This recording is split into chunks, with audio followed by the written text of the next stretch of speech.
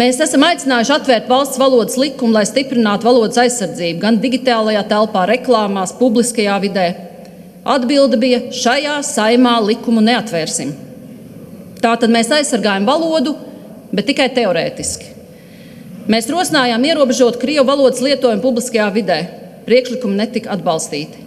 Mēs prasījām pastiprināt uzraudzību, palielināt sodus, kas ignorē valsts valodu klientu apkalpošanā.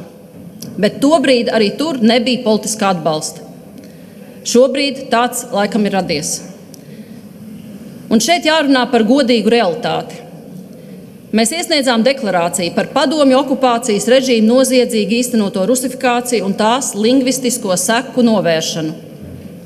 Tā nodota Izglītības, kultūras un zinātnes komisijai, bet tur arī palikusi.